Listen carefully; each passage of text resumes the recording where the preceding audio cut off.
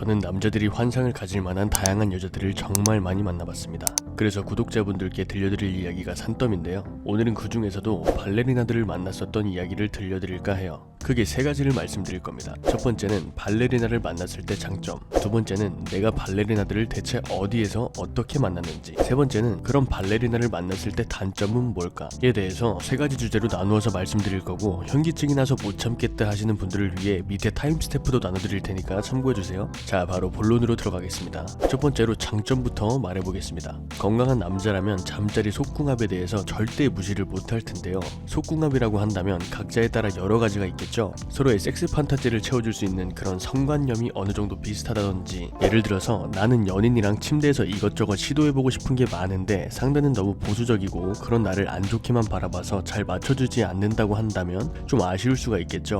그리고 이 아랫도리의 쪼임이라는 것도 그 쪼임이 좋은 여자도 있고 그렇지 않은 여자들도 있고 천차만별이긴 한데, 관계를 나눌 때 어느 정도 일반적으로 용인되는 쪼임의 수준이라는 게 있는데, 그 쪼임이 너무 약해서 느낌이 없는 걸 싫어하는 남자분들도 있고요. 저도 속궁합적인 부분에서 개인적으로 여러 가지 선호하는 부분들이 있습니다만, 그 중에서도 중요하게 생각하는 게 상대 여성의 골반의 유연성입니다. 우리 침대에서 관계를 나눌 때 남자가 위에서 하고 여자가 아래로 가는 정상의 자세를 할 때 여성이 다리를 벌리는 자세가 되잖아요. 이때 골반이 유연하지 못한 여자들이 있습니다. 우리 흔히들 뻣뻣하다고들 하죠. 그런 여자들은 남자들이 정상위를 하기가 불편해요. 다리가 좀 더 찢어졌으면 좋겠는데 본인들도 뻣뻣해서 안 된다고 말하죠. 근데 발레리나는 엄청 유연하죠. 진짜 말도 안 되게 유연합니다. 실제로 겪어보면 연체동물인가 싶을 정도로 정말 신기하고 황홀합니다. 골반이 유연해서 다리가 잘 찢어지고 잘 벌려질수록 무조건 좋아요. 서로 더 깊이 합체할 수 있기 때문에 자극이 강해지고 그렇게 서로 홍콩행 비행기를 탈 확률이 높아진단 말이죠. 그렇게 그녀들은 아직까지도 저의 뇌리에 깊숙이 박혀 있습니다. 또 다른 장점으로는 기본적으로 다들 외모들이 괜찮아요. 제가 발레리나들을 총 3명 만났는데 그 중에 2명은 사귀었었고 1명은 사귀지는 못했는데요. 사귀었던 2명의 키가 160 후반에 몸매 라인이 정말 예뻤습니다. 그 중에서도 제가 선호하는 게 늘씬한 각선미인데, 각선미가 정말 좋았습니다. 그리고 평범한 여자들과 다르게 속근도 어느 정도 발달해 있어서 건강미까지 갖춰져서 더 좋더라고요. 발레라는 것이 여성의 우아한 춤선을 강조하는 예술행위잖아요. 그래서 제가 만났던 친구들은 팔다리도 길고 얼굴도 괜찮았습니다. 물론 연습실에 다른 친구들을 보니 모두가 다 예쁜 건 아니더라고요. 또 다른 장점으로는 다들 제 말에 경청을 정말 잘해줬어요. 일단 발레리나 자체가 어릴 적부터 조기 교육을 받은 친구들이 많고 연습실에서 또래 여자애들과 보내는 시간이 정말 길더라고요. 그리고 연습하고 극한의 다이어트를 하면서 그 고된 시간을 오랫동안 이겨낸다는 거를 알았습니다. 그렇게 구슬땀을 흘리며 노력하고 동료 연습생들끼리 서로 의지하고 하다 보니까 다른 또래 여자애들보다 내적으로 성숙하고 사람과 관계를 맺는 데 있어서 진솔함들이 있더라고요. 그렇게 제가 겪었던 3명 다 인품이 좋고 마음씨들이 하나같이 예뻤어요. 물론 사람 바이 사람이라는 것도 있을 수가 있고 케바케라는 것도 무시할 수는 없을 거예요. 하지만 제가 정말 많은 유형과 직종의 여자들을 만나봤던 만큼 이 데이터를 놓고 종합적으로 비교해봤을 때 어느 정도 신빙성은 보장된 얘기다, 충분히 생각하실 수 있겠어요. 자, 이제 두 번째로 제가 그런 훌륭한 발레리나들을 어디에서 만났는지 궁금하시겠죠? 저는 길에서 만났습니다. 한 명은 제가 약속 장소에 가던 중에 앞서가던 여자의 뒤태 실루엣이 너무 예뻐서 말을 걸어서 시작이 된 거고요. 다른 경우는 저는 퇴근길 늦은 밤 집 근처 시장에서 장을 봤고, 그리고 그 여자애는 늦은 시간 연습이 끝나고 집 가는 길이었습니다. 그 친구도 그렇게 제가 먼저 말을 걸어서 시작이 됐고요. 여기서 여러분들이 주목하셔야 될 것이 바로 먼저 다가가는 것과 이후 유혹을 해서 내 것으로 만드는 실력을 갖추는 것입니다. 저는 우연히 길에서 발레리나들을 만났고 그렇게 그녀들과 좋은 교류들을 하게 되었는데, 만약 여러분이 제가 앞서 설명드린 이렇게 미모를 겸비하고 인품이 훌륭한 발레리나들을 정말로 만나고 싶으시다면 발레리나들이 자주 출연하는 곳으로 가시는 것도 방법이 되겠죠.